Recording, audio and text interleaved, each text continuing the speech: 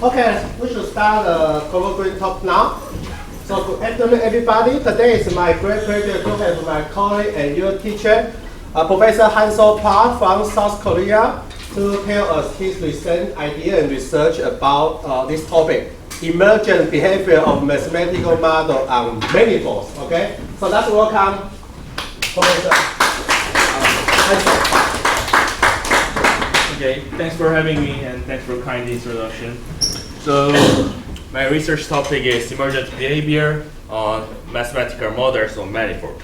So this is somehow the combined subject of the analysis and geometry. So this is the first time I introduced to you guys. So I graduated Seoul National University and got the bachelor degree and PhD in Korea. And after I got PhD degree, I moved to Canada as a postdoctoral researcher, and I spent maybe 3 years and 8 months in Canada, and I worked in both West Coast and the East Coast. So for the first 3 years I lived in Vancouver, and after 3 years I moved to the East Coast, the small city in Halifax. And finally I settled down in Taiwan. So actually I'm considering Taiwan as my new home country. So, Welcome. yeah, thank you.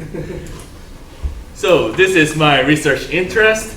So I'm interested in many-body systems and energy minimization problem and consensus-based optimization. So, but this is the base topics on analysis. So I consider these problems on Riemannian manifolds. So as you can see here, the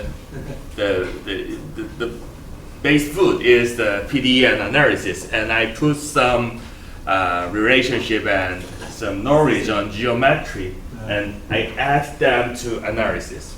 So somehow I'm extending my analytical calculation and theories on the manifold. So today I would like to explain how I connect this non-analysis and PDE on the manifold. Okay, so before I start, I would like to introduce the many-body system in nature. So as you can see here, fish and birds and ants, they form some structure. So if there is only one fish or bird or ant, then they cannot form these kinds of behavior. But if there are more than 2 and more than 100 and many fish, birds and ants are given, then they started to form these kinds of structure.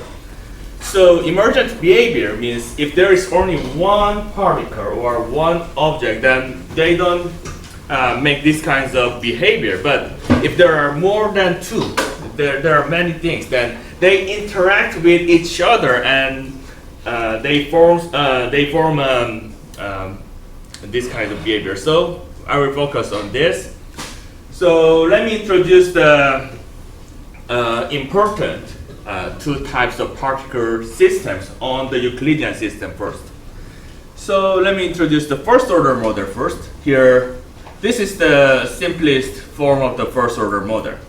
So the velocity, so here xi is the position of the ice particle, and the velocity of the ice particle is determined by the sum of the gradient of k xi xj. Here k xi xj is the potential, interaction potential between 2 particles located at xi and xj. So usually we assume this potential only depends on the distance between 2 points. So if k is an increasing function of the distance, then if we take the gradient and take the negative sign, if k is increasing function of the distance, then these 2 particles are attracting each other to minimize the energy. However, if k is the decreasing function, then two particles are repairing to minimize the energy. So this system demonstrates the attraction and repulsive model. So each two particles are attracting or repulsing each other. So and due to the combination of these effects, they will form some emergent behavior somehow. And the second order model is the velocity alignment model, which is known as the Kuckersmeer model. So here xi dot is vi. So the velocity is just obtained by taking the derivative of the position, and we have some dynamics of the velocities. So vi dot, the change of the velocity of the ice particle can be obtained by taking the sum of phi xi xj and vj minus vi. Here phi xi xj is just some weight of the interaction. If phi is large, then ice particle and j's particle are interacting with a high weight, and as you can see here, vj minus vi. So the change of vi is vj minus vi. That means vi want to be changed into vj little bit. In this algorithm, so each particle's velocities want to be aligned. So the runtime behavior of this second order model is all of the particles, their velocities are aligned and they move with the same velocity. Just imagine the birds. Many birds fly with the same velocity. So that's why Kuckersmeer invented this kinds of model. Okay, so for the first order, let's go back to the first order model. Let's see this example. So the fish are some fish want to attract each other, and some fish want to repair each other. So usually when we make some model, if the distance between two particles is relatively long, then we assume the attraction. So here xi and xj, the distance between them are relatively long. So we usually assume the attraction. And if we do not assume the repulsion, then just assume all fish are attracting each other. Then all the fish want to go to one point. Then physically it's impossible. Then fish will make somehow black hole because very massive. It's physically impossible. So for the short range, we need to assume the repulsion. Okay. So actually, in some mathematical model, if we assume proper attraction and proper repulsion for this dynamics of fish, then we can obtain this somehow uniform distribution in the ball. Okay, so for the second order model, as I mentioned, vi will be changed by vj minus vi. So the change of vi depends on the difference between two velocities, right? So if we add vi with this vector, then vi will be rotated a little bit like this. At the same time, this vj will be rotated a little bit to here. So this is how all the velocities are aligned. As you can see here, fish are heading the same direction. So to demonstrate these kinds of phenomena, we use this Kuckersmeer model. Usually, we need to consider very large n. As you can see, we cannot calculate the number of fish here and here. Rather than considering the n-body system, we use the continuum formulation when n tends to infinite. If the number of particles tends to infinite, instead of considering this x1 to xn dynamics, and here we use the partial differential equation. which called this is the continuity equation here, and V is given into this form. I will explain the reason why we can obtain this V later. Okay, so by letting n to infinite, we can obtain the PD system from the OD system. I would like to also mention how to obtain the generalized models on manifold. For the so as the simplest example of manifold, I just draw the sphere here and here. So to consider the attraction and repulsion, we consider two geodesic. So if two particles are given, here xi and xj are given, then if we connect xi and xj, and if we assume the velocity of xi to xj directly, then this particle may not on the sphere. So that's why we need to use the somehow geodesic and use the logarithmic map to find this tangent vector. Okay, and on the second order model, as I mentioned, when we want to describe the model, we need to calculate the difference between two velocities. So in the Euclidean space, we have to consider Vj minus Vi. However, on the manifold, Vi is on the tangent space with base point xi, and Vj is the tangent vector on the tangent space whose base point is xj. If the base points are different, then we cannot calculate the difference of these two tangent vectors. So we need to use the parallel transport to describe the difference between two velocities. Okay, so this is how to generalize the first and second order models to the manifolds. Here, I have a question. Yeah. Do you consider manifold with boundary? Or can we? So it depends on the dynamical system. For like a disk or like this, yeah.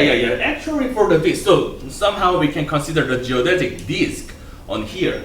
But when we consider the modeling, we consider the full manifold, and sometimes we show the invariant set property somehow. If the particle cannot escape the given region, then we can consider the system is defined on the subset of the manifold somehow. So, yeah, actually, your question is related to the injectivity radius. or boundary condition? Yes. If you take n to infinity. Yes. But you always consider compact manifold without boundary. No. Okay. Any manifold is fine, actually. Okay. Any manifold is fine. But if we consider the manifold with boundary, then we need to express the behavior at the boundary. Yes. So it's too complicated somehow. Yes. So usually we don't consider manifold with boundary. Or not only the sphere, the unbounded manifold is also fine. Yeah. So, although I consider first order model and second order model here, but I will only introduce the first order model in this curriculum. Okay, so let's consider the general consideration on first order model on manifolds. So in here, I will explain how can we generalize the dynamical system on the Euclidean space to the Riemannian manifold. So first here, if we set n to infinite, then we can, instead of considering n particles, position of n particles, we can consider the distribution of particles as rho, then instead of considering this total energy as the sum, we can consider this integration form of the energy. And then, instead of this gradient flow formulation of m particles, we can consider the gradient system of the density. Actually, this is the gradient flow on the Wasserstein 2 space. Okay, so as I mentioned, on the Euclidean space, for the short range, we assume the repulsion, and long range, we assume the attraction. Usually, we consider both cases. So here, K1 potential is decreasing and increasing. So for the short range, the interaction is the repulsion, and after this global minimum, it yields the attraction. So that's why we call it both repulsive and attractive. However, for this K2 potential is pure, it's just increasing function. So that's why we call it purely attractive potential. Okay, so for the Euclidean space, I mentioned that we usually define the interaction potential between 2 points x and y as the function of the distance between 2 points. So to generalize this concept to the manifold, then how can we define the distance on the manifold? If M is a generic manifold, then there are two ways to define the distance. First one is the intrinsic distance. Intrinsic distance only depends on the manifold because it's the geodetic distance, the shortest geodetic distance. So we'll denote the geodetic distance by dxy and define kxy as a function of this geodetic distance. And the extrinsic distance, so let's consider the sphere case. If we measure the length of the arc on the sphere, then that's the intrinsic distance. However, the extrinsic distance is we embed the two-dimensional sphere in the three-dimensional space, and we just use the distance defined on the three-dimensional Euclidean space, and we inherit that distance to define the distance on the sphere. Okay, so since we usually embed the given manifold in the higher dimensional Euclidean space, so we inherit this notation, this bar. This bar is the length of the vector, and it represents the distance on the Euclidean space. However, if we use this extrinsic distance, then the modeling can be changed, because if the embedding of M is changed, then extrinsic distance is also changed. So as a natural setting for the modeling on Riemannian manifold, we should use intrinsic distance, because intrinsic distance only depends on the manifold itself and its curvature, such as its curvature or its metric and something like that. But here I have a question. Yeah. I think the emergent phenomena you want to study is distance independent. So for example, synchronization. If some particles they synchronize in one distance, they all synchronize in another distance. Yeah. So for which means it doesn't matter to choose. Yeah. Actually, to consider the only consensus phenomena or synchronization, we want to show all distance converges to 0. However, if we want to show another behavior, such as if we consider purely attractive potential, then of course they will collapse to one point. But if we consider repulsive and attractive, then they will not go to one point, and we need to investigate the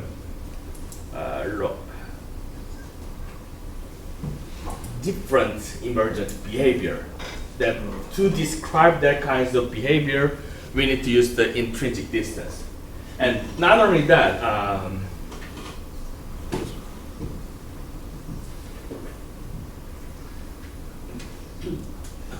so for the sphere case, actually for the sphere case, intrinsic distance and extrinsic distance are equivalent somehow. There is a one-to-one function between the intrinsic distance and extrinsic distance. However, if we consider very irregular manifold, then there is no one-to-one correspondence between intrinsic and extrinsic distance. So that's why we assume the intrinsic distance to make a model more naturally. Yeah, I agree. Yeah, so this is the example.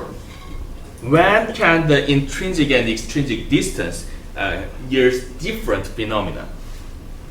So here we consider cone in the 3D, and we embed this cone in the 3-dimensional space. There are two ways to find the gradient of this energy functioner. So if we consider the gradient of the intrinsic distance, then we just apply the chain rule and we have this. This minus log xy over dxy is just the direction of the geodesic connecting x to y. And it represents this red tangent vector, direction of this red tangent vector. However, to consider the gradient of the extrinsic function of the extrinsic distance, we first take the gradient on the higher dimensional space, in the 3-dimensional space. And then the gradient always yield the tangent vector at that point. So we need to take the projection of the gradient in the 3-dimensional space. So after we take the gradient, we get this blue vector.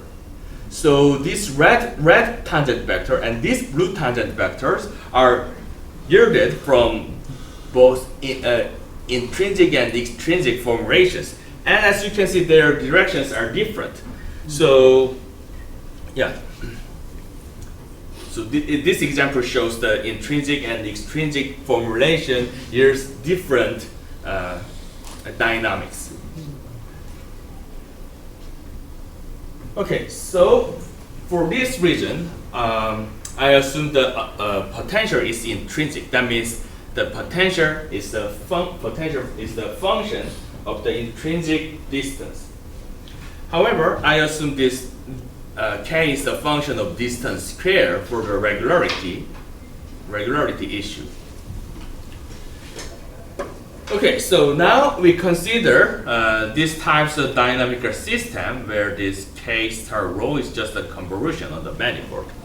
And we also assume rho is the probability density, so somehow the density distribution on the manifold. So the total mass should be 1. So this is some examples of runtime behavior of such dynamical system. If we consider purely attractive potential, then not only sphere and the hyperbolic space, for any manifold, if we assume the suitable condition for the initial distribution and the potential, then they always collapse to 1 point. So that's why they are concentrated at 1 point and 1 point here. And for to obtain the uniform distribution, for the sphere case, if we consider the purely recursive potential, then they want to repair each other, then they form a uniform distribution somehow. And on the hyperbolic space, to obtain uniform distribution, so if you assume purely recursive potential, then hyperbolic space is unbounded, and all the points will move to infinite, and we cannot obtain the uniform distribution. So for to obtain these kinds of runtime behavior, we should assume both attractive and recursive potential. And we've not studied it analytically yet, but from the numerical simulation, if we consider some special attractive recursive potential, then we could obtain this circular shape on the manifold. So how can does curvature play a role in this configuration? Curvature. Yeah, the condition on the initial configuration should be changed if the curvature is changed. Not only that, the well-posedness of the system and that kind of thing are related to the curvature. If the curvature is too negative or too positive, then we need to give more restrictive condition on the initial condition. I see. This is okay. Yeah. Sure. Yeah, sure. So for instance, if we consider the uniform distribution as the initial condition, then this is the steady state. So it cannot converge to one point. I see. So curvature affects the landscape of your K potential. Yes. I see. Thank you. And also, if we consider the Riemannian manifold instead of the Euclidean space, then we cannot directly add two positions, because in the Euclidean space, each point can be considered as a vector, and we can add them and subtract them and multiply them some scalar to obtain another point. But on the manifold, all of them are not allowed. So the analysis and the strategy for the proof will be changed a lot. Okay, so this is the definition of the flow map on manifold. So to consider these types of continuity equation, instead of define the notion of solution rho, we consider the flow map first. We consider flow map. So this is the flow map. So if the vector field x is given, actually this is a time dependent. So this small x, this is the initial point. Initial point x follows this vector field, and it gives a flow somehow. And using this flow and the push forward measure, maybe most of graduate students learn push forward measure in analysis, right? In analysis class, maybe. I don't know the curriculum. No, you can explain. You assume zero knowledge but 100% intelligence from the student. Just explain. No, I will not use this knowledge in here. So, Okay. So yeah. If you guys are interested, then you guys can study more on here. So let me skip the formulation. So today I just want to introduce how to combine the geometrical concept and analytical concept together and make some new result. Okay, so if we use these types of potential, then we get this equation. For the well-definedness of this system, as you can see here, log xy. This is the logarithmic map defined on the manifold. So, when did these graduate students learn exponential map and logarithmic map? The undergraduate course or graduate course? Differential. You assume. You can assume. Okay. So exponential map sends the tangent vector to the manifold. So we draw the geodesic with this direction. So if V2 is given, we draw the geodesic with this direction with the same length. Then we can obtain this exponential map. And this logarithmic map is just the inverse map of the exponential map.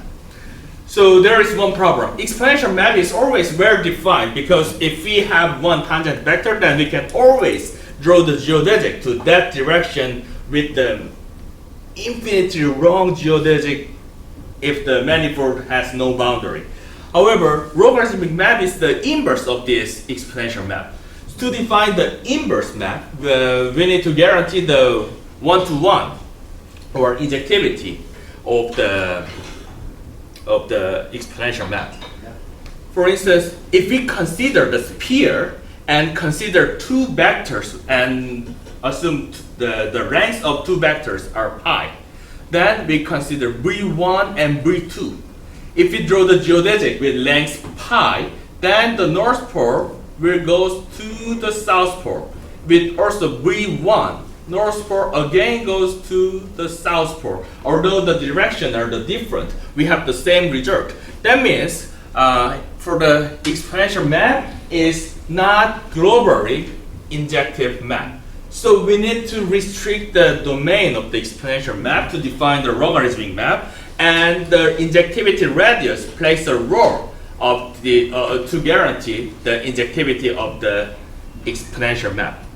If we assume that the length of tangent vector is less than pi, then the exponential map can never touch the south pole. It always stops before touching the south pole.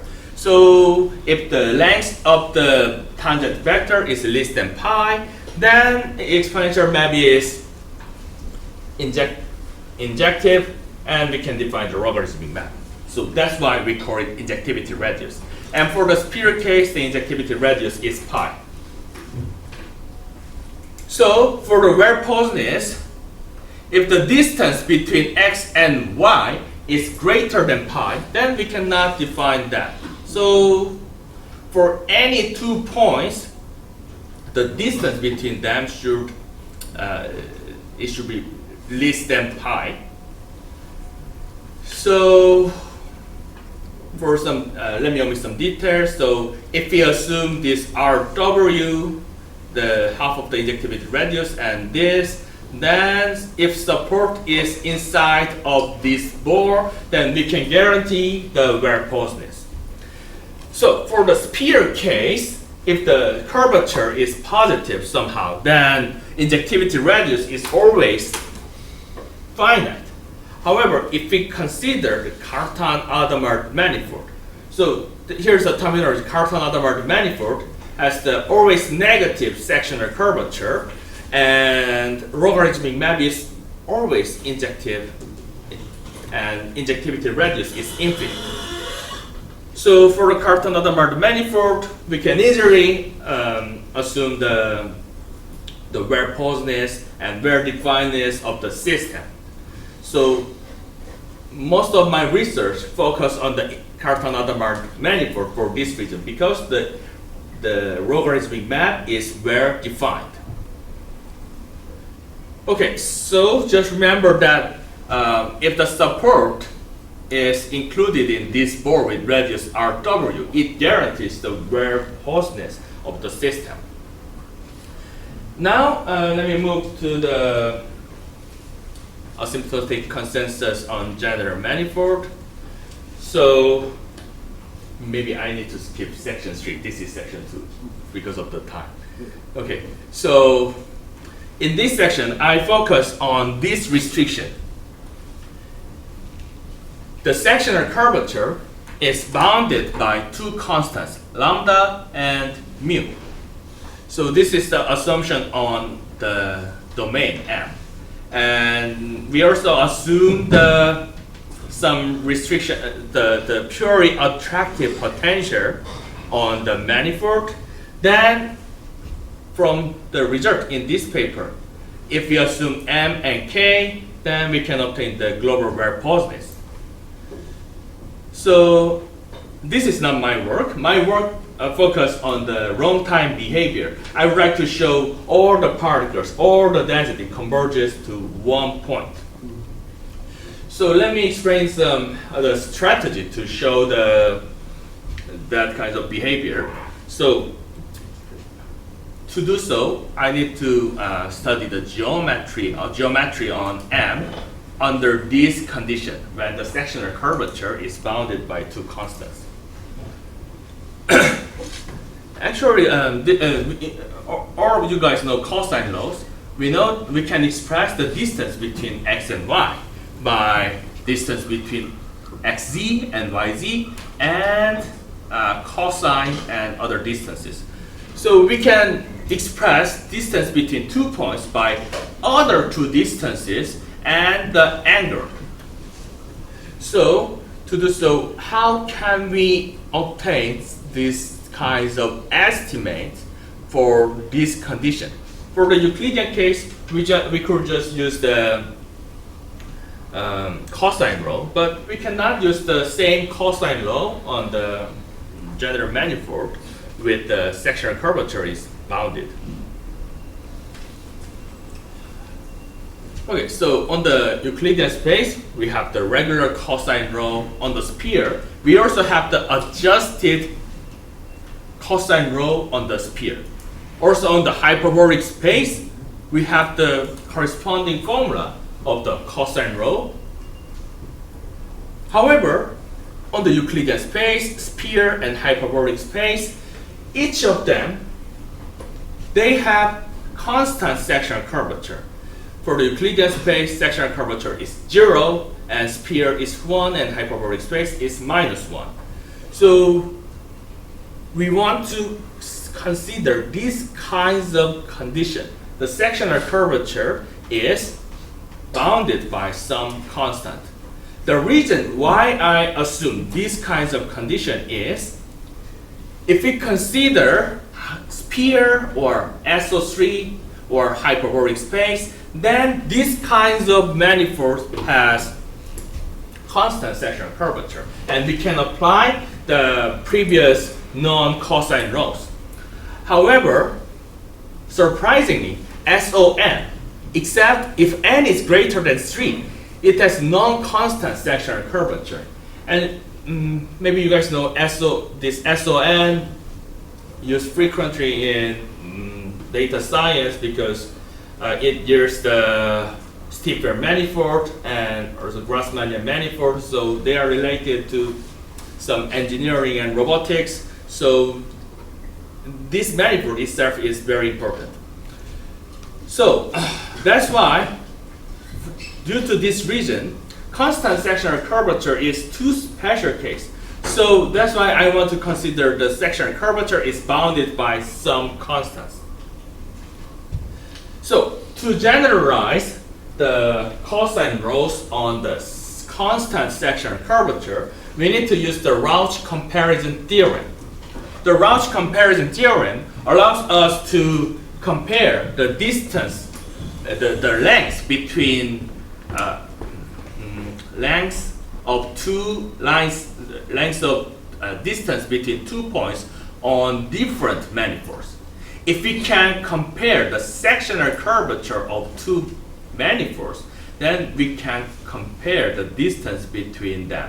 So here A is the exponential map, A prime is the exponential map of V1, and B prime is obtained by exponential map of V2.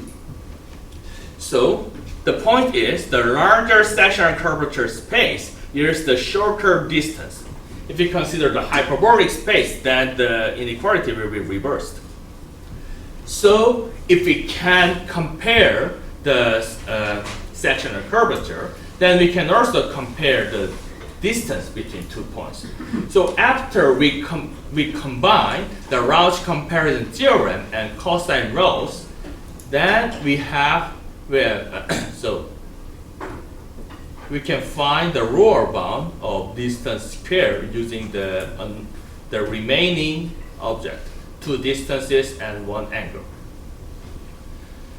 So by combining Rauch comparison theorem and cosine laws, then we could adjust the cosine law on the manifold when the sectional curvature is bounded by some constants. Okay, to explain the emergent behavior of the dynamical system, so I introduced the equation of rho, the continuity equation of rho. So instead of considering the manifold itself, we consider the manifold space of the distribution. So mu is the probability distribution on M. And if we define the distance between two measures, then we can consider this P2M and W2 as metric space. So we define the set of measures satisfying this condition and define the distance between two measures using this definition, then we can construct the metric space. After we from this metric space structure, we can use the Lazar invariance principle. We can apply Lazar invariance principle on metric space. So somehow we can consider the dynamical system as a pass on P2M. Rho is changing, so each rho is a point in this point. As a time evolution, rho is changing, so we can consider a pass on this P2M space. If we consider this energy functioner, then from the direct calculation, the energy functioner is decreasing. If we apply the Lazar invariance principle, due to this energy functioner is decreasing, the distance measured in Wasserstein 2 distance between rho t and set of critical points tends to 0. So if we analyze the structure of critical points S, then somehow we can show the wrong time behavior of rho t. And also from the geometric argument I mentioned before, from the generalized cosine rho, we know this S is the set of Dirac delta mass. Okay, so here I have a question. Yeah. To apply the Lazar invariance principle, you need your energy to be bounded from below. But your domain manifold can be unbounded. How can you guarantee this? Yeah, so Kxy, so we assume the purely attractive potential. That means K is minimized when the distance is 0. So we can assume K0 be 0. So to minimize this energy functioner, the Kxy is bounded by K0. So if we integrate that constant K0 with respect to rho and rho x and rho y, then we get K0 over 2. So that's why K is bounded. Okay, it's major. Okay. Yeah. It's a manifold. Okay, same. Mm-hmm. Yeah, regardless of the type of manifold, rho is the point in here, probability distribution. So that's why it's bounded. I see. Yeah. So it does not depend on the structure of manifold. Nice. But showing this fact, we need to use some manifold depending proof somehow.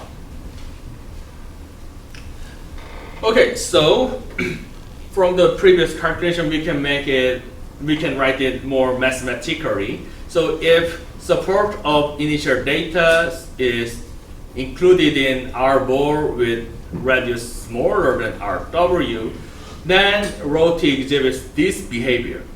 If you look into this limit, then the somehow average distance between 2 points converges to 0. That maybe we can fear the density is concentrating to 1 point somehow. However, we cannot show the convergence rate of the diameter from this limit. Okay, so to show the convergence rate argument, we need to restrict the radius RC for some detailed calculation, and we also need to assume stronger condition on the interaction potential. Then we can obtain this differential inequality where HT represents the distance between two flow maps.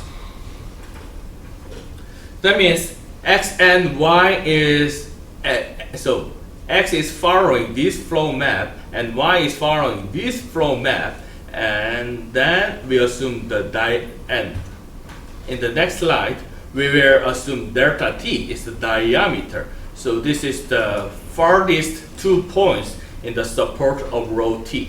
So just like this figure, this support rho 0, this larger domain is the initial support, and as the time evolution, the support is shrinking somehow. And using the previous the differential inequality, we can estimate this delta t. And actually, the technique is very simple. We just solve this differential inequality, then we can obtain these kinds of result. So diameter delta t satisfy this condition, and this integration inequality shows the convergence rate of the diameter, because if we consider some specific functions, if g prime is always greater than some constant, then delta t can be delta t is less than exponential decay. And also, if g prime is satisfying this condition, then delta t has algebraic decay. So that's why this integral inequality is the convergence rate of the diameter. Okay, for the part 3, I will only introduce the basic idea on the problem setting. So far, we've never considered the Brownian motion, but in the most of physical modeling, we add the Brownian motion. So we can construct this SDE, stochastic differential equation, but again, we use a similar argument, and tends n to infinite. We get the same term as this interacting term, and this Brownian motion will be turned into linear diffusion. So from this argument, SDE system will be turned into PD system. And this PD system can be considered as the gradient flow of this corresponding energy. However, solving this differential equation and proving the variousness of this dynamics is also very hard to prove, because of this linear diffusion. The propagation speed is infinite, so it's really hard to prove the variousness. So even for the Euclidean space, the variousness of these types of equation is not studied that much. So, however, instead of considering the dynamical system itself, if we have this corresponding energy, and this dynamical system can be derived from the gradient flow of this energy, then to see the long time behavior of this dynamical system, if we find the global minimum of this energy, global minimizer of this energy, then that will be the candidate of the long time behavior. Okay, so let me omit explaining the technique of how to find and prove the existence of global minimizer. And let me finish here.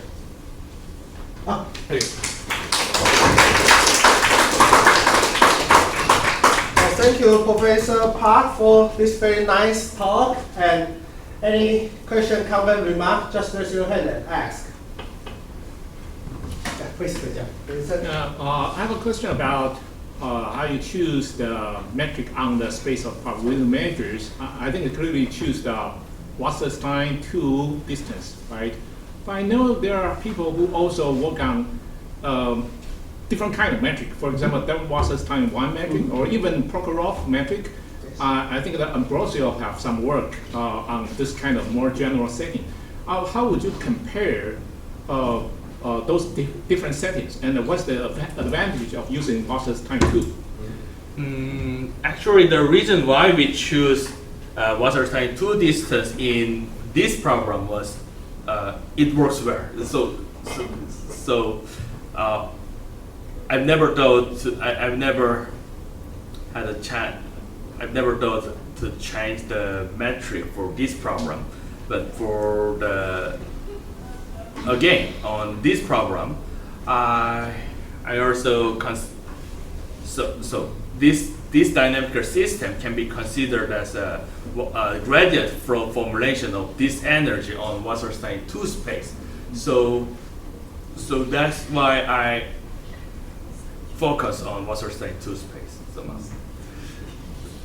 So Do you mean that it does not work so well in, for example, like the Wasserstein 1 distance? actually, I've never tried other space yet.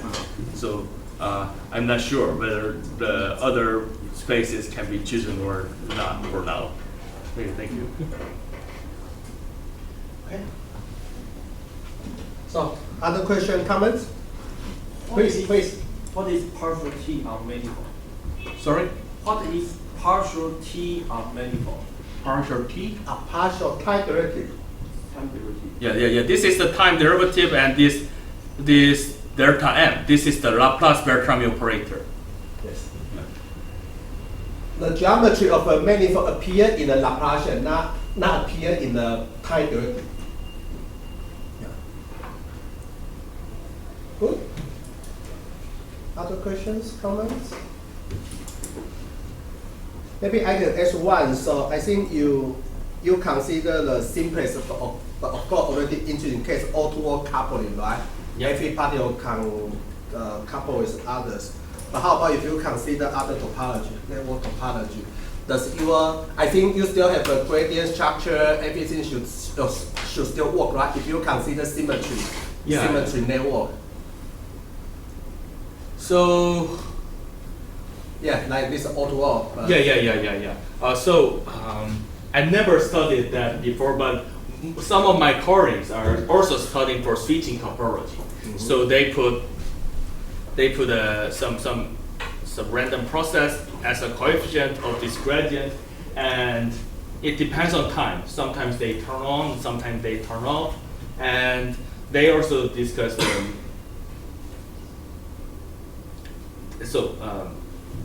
for that project, they also want to show the same runtime behavior can be obtained if the topology is somehow strong enough. Then we can recover the same runtime behavior. But I've never considered that case. Okay. So other questions? Maybe let me ask one. So in your gradient flow situation, do you have a settle point, or you always have a minimizer? Because I asked this question because in a ground model you have a synchronization, but you also have a partial synchronization, like it's a two cluster situation. But this is unstable. But there's a transition from partially synchronized equilibrium to fully synchronized equilibrium. So there's a transition from, by decreasing or increasing the Lyapunov function, then you have this more order structure. I am not sure whether these structures also appear in your setting. Actually, on the Cartan-Landebart manifold, I only focus on the existence of global minimizer. So for that case, I've never considered the stability yet, but I've also considered similar functioner on the sphere.